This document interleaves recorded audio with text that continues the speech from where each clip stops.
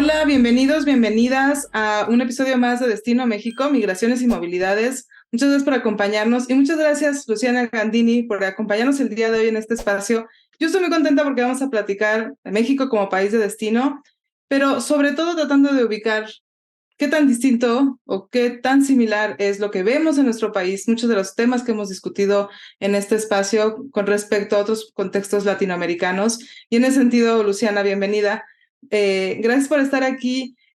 Luciana tiene una larga experiencia analizando distintas políticas migratorias, distintas realidades de distintas poblaciones en movilidad, diría yo, ¿no? Entonces, creo que la discusión de hoy va a ser muy rica porque vamos a pensar en cuestiones de migración, refugio, asilo, pero también un poco ubicando a nuestro país en relación a otros. Empecemos, Luciana, si te parece, pensando un poco qué ocurrió en años recientes. Sabemos que ocurrió la pandemia, entonces he estado involucrada con colegas muy queridas también, analizando la realidad, digamos, de la movilidad en América Latina en otros contextos. Entonces, ¿dónde se encuentra México en este balance inicial de lo que ocurrió en los años, pensemos, a partir de 2020 hasta nuestros días? Gracias, Claudia, por esta conversación que es un gusto tener contigo.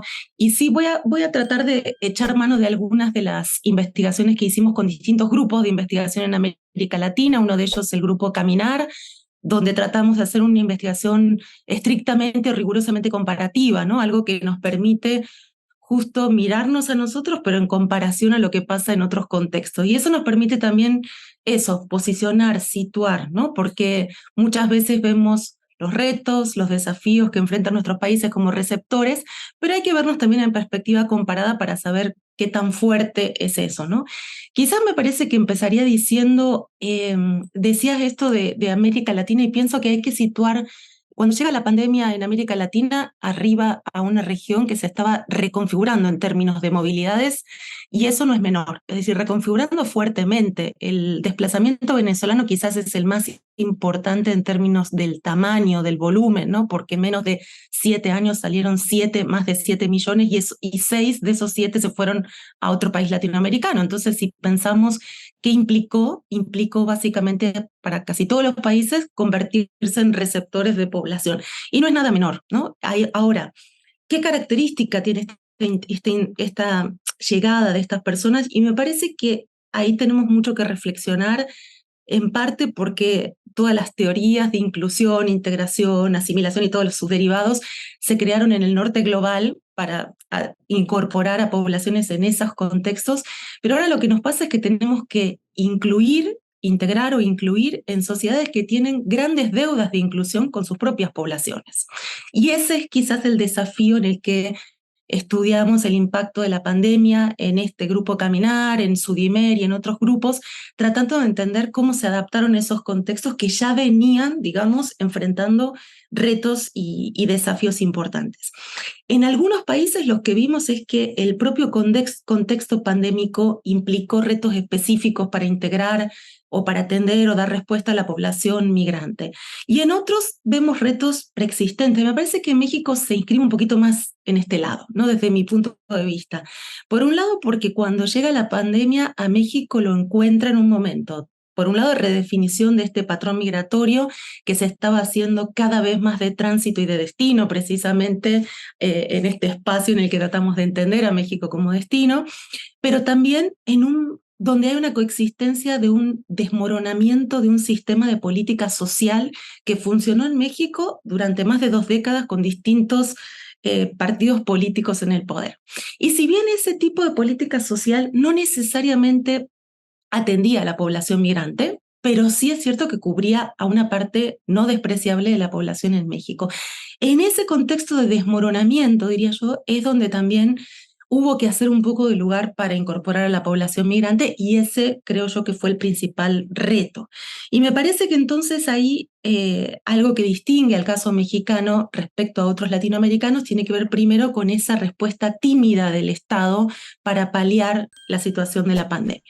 En muchos países latinoamericanos el debate fue si se atendía o no se atendía a la población migrante, ¿no? O sea, si las respuestas, los bonos, la ampliación de la política social, los incentivos, si eso incluía o no a la población migrante. Creo que en México tenemos que partir de que prácticamente no hubo ese tipo de medidas paliativas y entonces en realidad nos colocó más en un plano de igualdad a la población migrante con la población mexicana, ¿no? Ahí, Luciana, déjame resaltar algo, porque justo en el episodio anterior decíamos que no hay mejor política migratoria que una política social que mejore las condiciones de vida de la población en su conjunto. Y claro, eso puede resultar un poco reduccionista, decir, bueno, si mejoran las condiciones de todos, también las personas migrantes sin movilidad van a tener mejores condiciones. Pero en este caso, en México, es interesante que tú nos planteas que en realidad, dado que no hubo medidas paliativas de la pandemia, como en otros contextos latinoamericanos donde sí hubo, entonces un poco había cierta igualdad de carencia de acceso a medidas que ayuden a la población, ¿no? Y eso creo que es muy importante de resaltar, porque nos pone en un contexto interesante en el que, claro, la limitación de acceso a servicios de salud o de seguro médico es para todos, ¿no? Pero ahí la pregunta sería, ¿qué tipo de necesidades ustedes detectaron que las personas migrantes sí tenían que enfrentar, ¿no? Y que quizás durante la pandemia pudieron o no tener un poco, digamos, no solamente el acceso, ¿no? Sino otros tipos de garantía de derechos. De acuerdo, creo que partimos de esa idea y que se ha dicho mucho aquí en varios otros episodios, la no existencia de una implementación de una política de recepción e inclusión a la población migrante, al menos no una política integral, no una política holística, inclusiva, que justamente vincule las distintas facetas de la política social con la política migratoria. Eso no es nuevo, ya lo sabíamos. Lo que sí es nuevo es esa inexistencia de esa política en un contexto restrictivo como el pandémico. Entonces creo que ahí, por un lado, resaltan o la pandemia viene a exacerbar estas situaciones previas, ¿no? Y me parece que una de las más importantes tiene que ver con esta brecha o con esta falta de sincronía o asincronía entre las leyes de primer orden o de primer nivel que son inclusivas para la población migrante, hablo de la Constitución para abajo y muchas otras leyes específicas, pero cuando bajamos de nivel, es decir, cuando vamos a los protocolos, lineamientos, especificaciones, es donde se desaparecen los mecanismos para que la población migrante se pueda integrar. Una de las principales barreras burocráticas es la no disposición de la credencial del INE, ¿no? Que en realidad cuando uno busca de fondo la ley no dice tener INE, dice tener una identificación, pero en la práctica se pide INE. Y eso tiene que ver con la falta de especificidad en los protocolos. El funcionario, el burócrata de a pie, de calle, de ventanilla, lee y muchas veces por un tema de practicidad, otras veces por un tema de desconocimiento de que la persona tiene acceso a ese derecho, entonces solicita una identificación que las personas migrantes no pueden disponer. En ese sentido, el acceso a salud ya veníamos documentando que esto tenía una restricción precisamente por esta traba burocrática que al final restringe el acceso a derechos, pero quizás algunas que se exacerbaron en el contexto de la pandemia tuvo que ver con que en gran medida cómo se solucionaba en muchas partes del territorio nacional este acceso a la salud era con arreglos informales y casuísticos, ¿no? Es decir, básicamente ciertas clínicas de salud o ciertos hospitales estaban asignados para atender a población migrante, cuando eso en realidad no debería ser así. Pero en la práctica, digamos, esos funcionarios estaban más alertos, ya sabían que no, y funcionaba. Lo que ocurrió fue que en el contexto de la pandemia, muchas de estas clínicas o hospitales asignados, con esto, con lo que se llamó la reconversión hospitalaria en el contexto de la pandemia, hizo que se asignaran para atender estrictamente temas de COVID. Y eso generó entonces una falta, una ausencia de atención a la población migrante que tenía asignado esa clínica o ese hospital. ¿Cómo se solucionó eso en la práctica? Muchas veces las personas migrantes acudieron a la atención en farmacias privadas, que sabemos que ese es un servicio en México muy socorrido, pero claro, en parte se puede solucionar cuando es una consulta ambulatoria, pero lo que sí sufrió realmente muchos problemas fueron personas migrantes que, como sabemos, vienen muchas veces con problemas crónicos de salud, diabetes, hipertensión, problemas que tienen que atender y que durante un periodo muy prolongado no pudieron atenderse.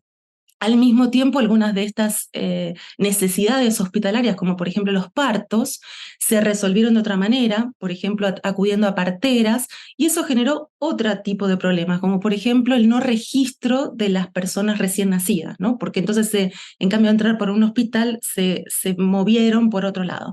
Ahora, quizás para pensar en algunas prácticas positivas en este contexto, algo que surge muy fuertemente en el contexto de la pandemia, que no es nuevo, pero que venía ocurriendo en México y en otros países de América Latina, es la gran presencia de organizaciones internacionales, ¿no? Como IEM, ACNUR, que empiezan a actuar de manera muy mancomunada con organizaciones de la sociedad civil y con otros actores también, más allá del Estado.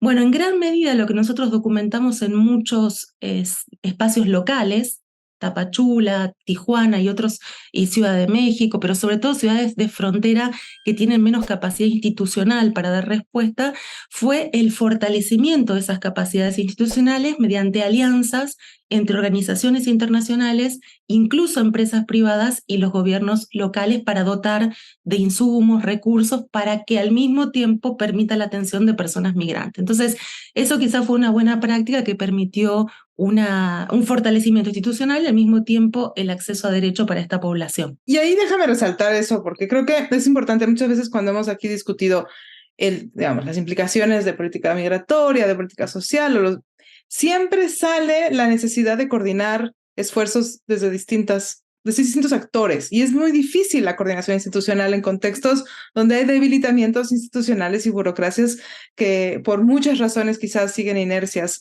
burocráticas. Pero en ese sentido creo que se tiene que resaltar eso. Como tú nos decías, incluso la iniciativa privada.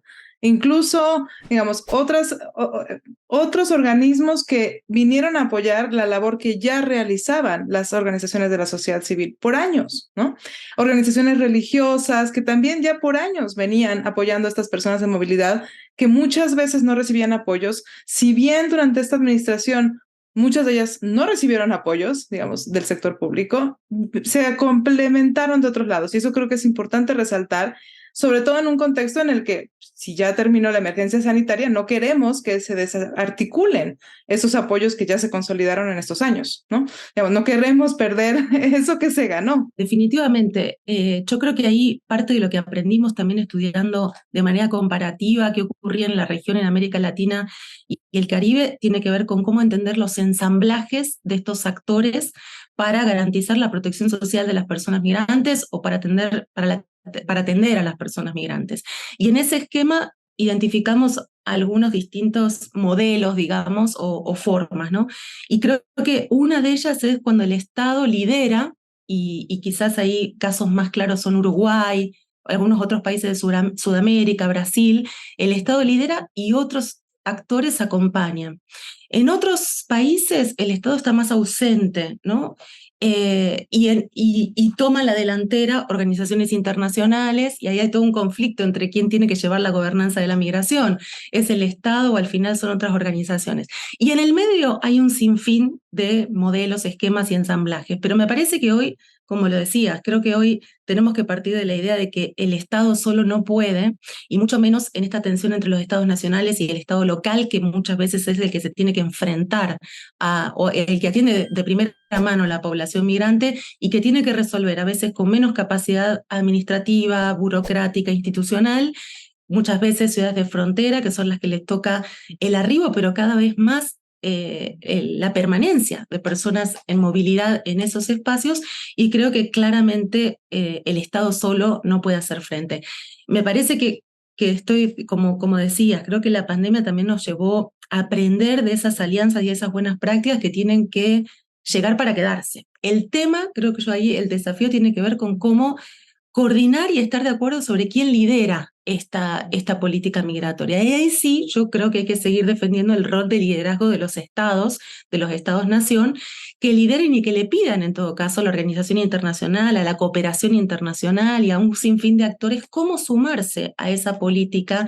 Y me parece que yo he hecho muchas entrevistas este año con muchos actores, incluso con sector privado, que están muy interesados en trabajar con población migrante, pero muchas veces están esperando que alguien les dé la pauta, ¿no? Es decir, ¿pero qué necesitan de nosotros? Bueno, necesitamos que se fumen de esta tal otra manera. Y me parece que hay muy buenas prácticas en la región sobre el contexto pandémico, que fue un contexto restrictivo que permitió la incorporación y el ensamblaje de distintos actores en esta coordinación. Ahí te quiero interrumpir porque no queremos absolver de responsabilidad al Estado. Queremos incluso quizás resaltar esas buenas prácticas. Y un poco, si yo te tuviera que preguntar, digamos, cuáles son esas buenas prácticas para que las personas que están en este sector público aprendan también qué hacer y qué no hacer. Digamos, ¿cuáles son las que tú nos delinearías a partir de la experiencia en otros países latinoamericanos? Te comentaba una anteriormente que me parece que fue una muy buena práctica, que es esta del fortalecimiento de la capacidad institucional local, pero sobre todo para la atención hospitalaria, ¿no? Y eso me parece que funciona muy bien. Otra buena práctica fue cuando, por ejemplo, en el contexto de la pandemia, la OIM implementó hoteles filtros que permitían un poco desahogar la presión que tienen muchas veces los albergues para la atención a las personas migrantes, pero al mismo tiempo permitía, digamos, hacer eso de filtro entre las personas que llegaban y no exponerlas a un mayor contagio, ¿no? En ese sentido, creo que una situación que ocurrió en el contexto de la pandemia tiene que ver con que nosotros sabemos que en México hay una red de albergues muy amplia, con capacidad de atención muy fuerte, que en realidad viene a suplir, podría ser parte de la labor del Estado, y ahí es donde estamos en este conflicto de a quién le toca qué. Pero en gran medida el rol que habían tenido estos albergues era también de fortalecer o contribuir a la integración de las personas, ¿no? Migrantes o refugiadas. Por ejemplo, en los albergues generalmente hay reglas de cuánto tiempo pueden permanecer las personas, y después de ese tiempo se tienen que de alguna manera integrar, ¿no? Entonces hay enlace con el sector privado, enlace con el sector privado para encontrar empresas o espacios donde trabajar, enlaces con el gobierno y con la Secretaría de Trabajo, en fin. Entonces creo que esos son ejemplos de alianzas que funcionan muy bien. Ahora, funcionan muy bien, pero todavía tenemos muchos retos por delante, ¿no? Porque algo que a mí me llamó mucho la atención en el contexto de la pandemia fue que en general las personas transitan por los albergues, sobre todo personas que piden la condición de refugiado, ¿no? Entonces están con una visa humanitaria durante algún tiempo y rápidamente pueden insertarse al mercado laboral. Claro, si uno tiene redes, si hay redes con empresas privadas y si hay otros vínculos, eso funciona relativamente bien. Ahora, ¿qué pasó? En el contexto de la pandemia, con el impacto que tuvo la pandemia en la economía y en muchas situaciones, personas que habían logrado independizarse de los albergues tuvieron que regresar a ser asistidos en el albergue porque no pudieron seguir pagando rentas, y eso me parece que es una evidencia de cómo todavía falta fortalecer esta política de integración de la que hablábamos al inicio de la conversación, ¿no? Por un lado, está muy bien que existan estas alianzas, pero muchas de estas alianzas son de corto plazo, son muy casuísticas, son de arreglos muy específicos y con personas que están a cargo de, ya sea de las empresas privadas o de los espacios de las ONG, y eso no generan sustentabilidad. Entonces, finalmente, lo que nos mostró este contexto de la pandemia es que es una integración un poco endeble, ¿no? Que si no seguimos apoyando con los distintos sectores de la política social y con una alianza mucho más fuerte con el sector privado y las organizaciones internacionales, puede haber retrocesos, como se ejemplificó en ese caso. Entonces, no solamente el impacto de la pandemia en el caso de la vivienda, de los albergues, se dio en personas de reciente arribo, sino se dio en personas de mediano o de corto plazo, y me parece que ese es un foco de atención de donde tenemos que seguir impulsando estas alianzas. Y menciono un último ejemplo que me parece para mí uno de los más exitosos en el caso mexicano y que tiene que ver con este programa de relocalización e integración que fue impulsado por ACNUR. Fue impulsado por ACNUR previo al contexto de la pandemia, pero ese es un ejemplo clarísimo de una alianza entre distintos niveles de gobierno, una organización internacional, empresas privadas y otros actores que facilitan el camino de relocalizar personas de un mercado laboral más deprimido a un mercado laboral con mejores posibilidades, con inserción. Durante el contexto de la pandemia tuvo un momento en donde se redefinió el programa y luego volvió a impulsarse una vez que se pudieron controlar los riesgos de contagio y demás. Y me parece que ese ejemplo es clarísimo. Hoy en día hay más de 20.000 personas refugiadas en México, relocalizadas e insertadas en el sector privado. Entonces, creo que hay ejemplos claros y que pueden replicarse con más actores y en más de pocas entidades federativas que son las que hasta ahora están llevando adelante el programa. Es muy interesante que mencionas el programa de reubicación. Nosotros lo platicamos aquí con Giovanni Lepri de ACNUR, que justamente nos decía, y es algo que hemos hablado en otros espacios, incluso yo contigo, a ver, somos un país muy grande, tenemos 120 millones de personas, la población extranjera, la población de movilidad, población inmigrante es grande, ha aumentado la población en búsqueda de asilo y refugio, pero en cuanto a los números, en cuanto a la extensión, es un problema que están todos concentrados en una ciudad como Tapachula o en una ciudad como Matamoros, o digamos, quizás las capacidades de Ciudad Juárez se pueden ver sobrepasadas, pero en realidad hay otras formas de llevar a cabo esta integración a más largo plazo, pensando también en cuestiones demográficas y pensando en mercados laborales en donde podrían estas personas integrarse correctamente, ¿no? Pero nos lleva de nuevo a pensar en que otra digamos, durante la pandemia también se vieron afectados los mercados laborales, como tú decías. Entonces, esto afectó a todos, pero a las personas migrantes les afectó. Y es interesante lo que dices de la vivienda, porque creo que también se habló mucho de estos reacomodos, incluso en los arreglos residenciales en su momento, pero pensando en que las personas migrantes sin movilidad tienen otro tipo de apoyo, otras distintas redes, quizás en la pandemia se vieron también deprimidas. No son redes familiares tan sólidas como pudieron en su momento quizás apoyar a las personas mexicanas en general. Pero yo ahí creo que tenemos que pensar un poco en las burocracias y en cómo los procesos administrativos también se vieron trastocados por la pandemia, ¿no? Tú mencionabas que quizás alguien que nació de una partera no fue a registrar a su hijo inmediatamente, lo cual lo dejó en un proceso digamos, sin identidad por un tiempo, pero en realidad muchos de estos procesos burocráticos de solicitud de asilo, bueno, de refugio en México, de asilo en Estados Unidos, se vieron también trastocadas por la burocracia misma, ¿no? Que fue afectada. Y ahí sí creo que es interesante que pensemos un poco en estas otras medidas quizás que se crearon desde las burocracias. Y yo te preguntaría, volviendo al tema del asilo y de refugio en Estados Unidos, no podemos negar, ¿no? Que nos impactó en México el cierre de las fronteras en el norte, el programa Quédate en México, el título 42, cambios que se crearon desde Estados Unidos. Y ahí, digamos, esto ya lo hemos analizado indirectamente en el espacio, pero ¿qué ocurrió en otros contextos de América Latina? Digamos, ¿se vieron también afectados por lo que ocurría en otros países? Y hasta qué punto también podemos aprender para que si nos impactan las políticas de Estados Unidos sepamos cómo responder de una manera distinta. Yo creo que tenemos que reflexionar todavía mucho sobre lo que está pasando en el sistema de refugio en América Latina, ¿no? Y quizás partir de la base de que, incluso a diferencia del sistema de asilo estadounidense o de otros países del norte global, estamos hablando de un sistema de asilo que al menos en términos normativos es robusto, expansivo, garantista, proteccionista, es mirado por el resto del mundo como un ejemplo, ¿no? De un sistema verdaderamente proteccionista que además tiene distintos marcos multinivel de protección con distintas convenciones de nivel internacional, regional y nacional. Y eso contrasta un poco con lo que le tocó a los países latinoamericanos a la hora de poner en práctica ese sistema tan robusto y tan aparentemente garantista.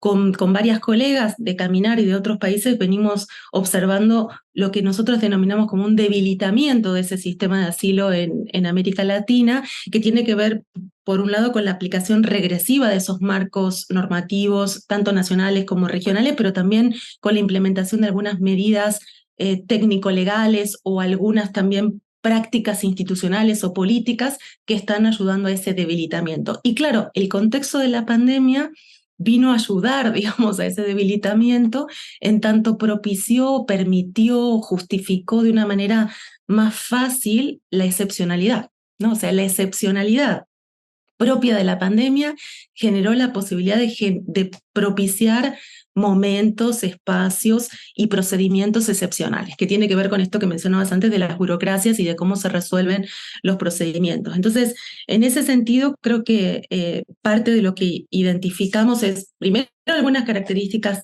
del sistema de protección en América Latina en general, del sistema de protección de asilo, que tiene que ver con capacidades operativas e institucionales débiles. En general, son sistemas de asilo que tienen robustas normas, algunas regionales y otras nacionales, pero pensemos que a principios de siglo ya más de 15 países en la región tenían a la Declaración de Cartagena, que tiene una definición ampliada de refugiados como parte de sus legislaciones nacionales, pero eso no se tradujo en una política, en un presupuesto, en una capacidad institucional para dar respuesta, y así como crecieron los números en México, también crecieron en muchos otros países, de nuevo, sobre todo vinculado al desplazamiento venezolano, pero no solo relacionado con eso. En ese sentido, lo que creo que una característica importante a resaltar es que la mayoría de los países no está utilizando la definición ampliada de Cartagena, son muy pocos países los que los usan, México es uno de ellos y me parece algo muy destacable. Primero empezó con la población venezolana, pero después con El Salvador y con Honduras, pero también Brasil y en cierta medida Costa Rica la están utilizando. Ahora, ¿qué pasó en el contexto de la pandemia? Bueno, me parece que algunas cosas importantes a poner el foco de atención para ver también cómo se recompone eso de aquí en adelante, ¿no? El primero y más importante es el cierre de fronteras.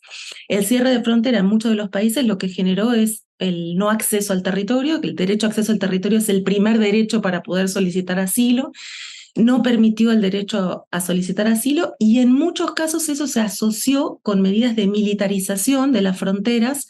En algunos casos, como en Uruguay, era una medida preexistente, en otros casos, como en Brasil, fue una medida que se generó específicamente en el contexto pandémico, en México coincide con la creación de la Guardia Nacional, y eso generó en la práctica una restricción al derecho de asilo, ¿no? Entonces, digamos, en algunos países como en México o en Uruguay, que quizás son los casos más destacados en la región donde México porque no cerró per se las fronteras y Uruguay porque a pesar de que las cerró, tuvo excepciones, entre ellos solicitantes de asilo, que permitieron a las personas solicitarlo.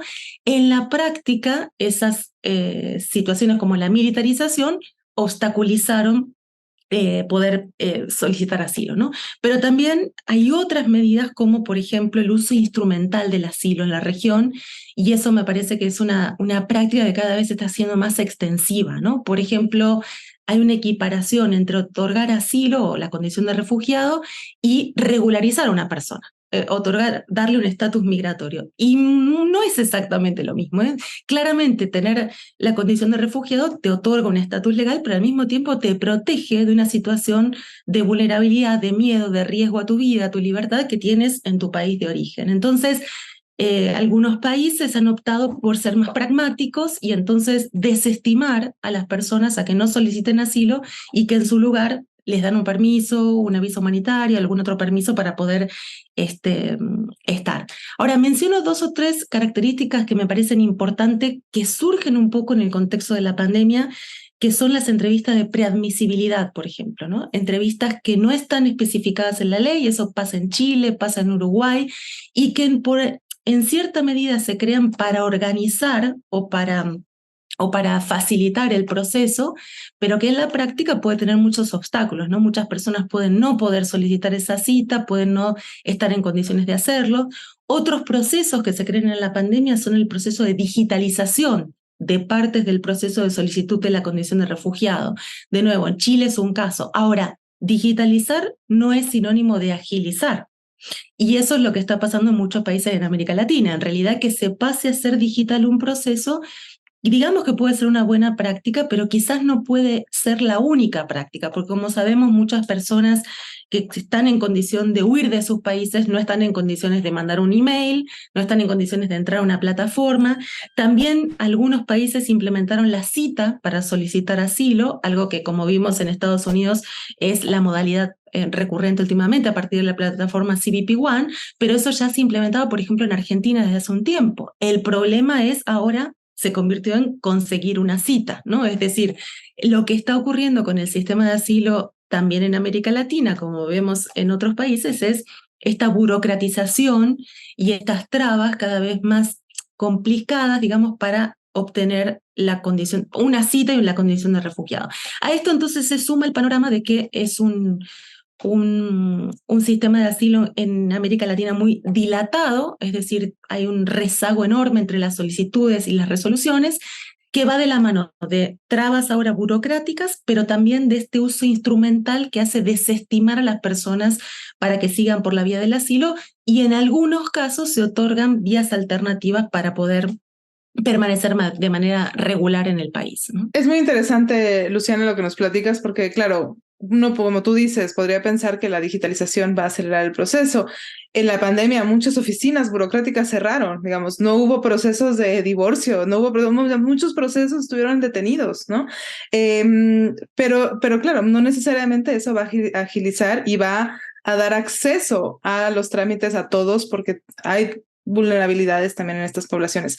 Tenemos que empezar a cerrar, pero yo te quiero preguntar, regresando un poco al foco hacia México, pensando en que, digamos, en la región hay procesos electorales claros, conocidos en unos países, donde hay discusiones políticas alrededor de todos estos temas. En México no sabemos todavía qué va a pasar con los futuros candidatos y cómo van ellos a concebir la migración en el futuro, y sobre todo que cómo ver a la movilidad en nuestro país. Pero un poco regresando a México, a partir de la experiencia latinoamericana, de lo que ocurre en la política, de lo que ocurre en estos contextos de discusión más amplia, digamos, ¿cómo crees tú que podríamos pensar en que, si bien, digamos, pensando en que la pandemia terminó con todas las lecciones aprendidas de este periodo, tratando de pensar un poco hacia adelante, ¿qué podemos plantear para que las personas en movilidad, que es un grupo muy heterogéneo en nuestro país, pueda en realidad, digamos, integrarse, como decíamos, al largo paso,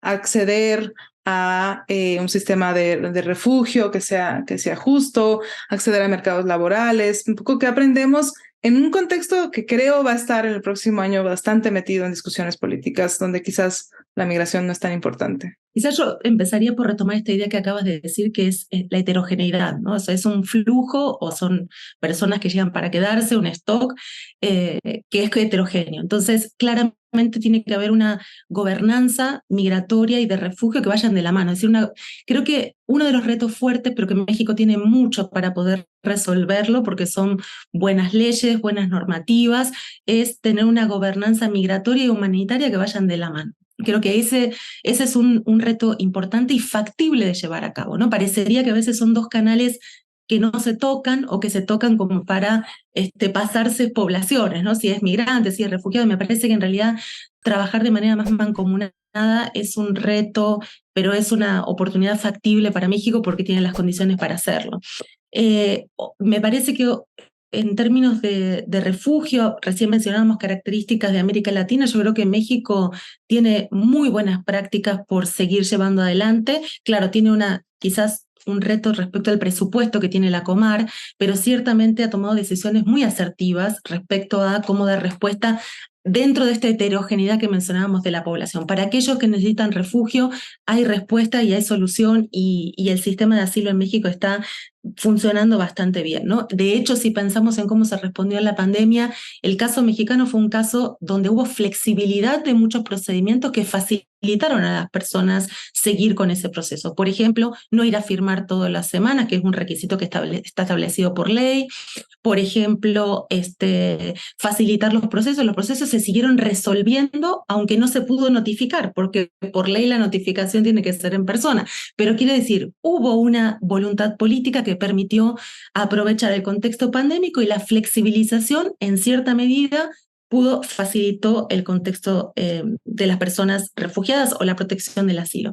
Y quizás me parece que algo que se puede, dos comentarios más haría, y es, por un lado, creo que mencionaba desde el inicio que el principal reto tiene que ver con la distancia entre las leyes y las leyes específicas con las reglas, procedimientos, las reglas de operación, los lineamientos que establecen los programas.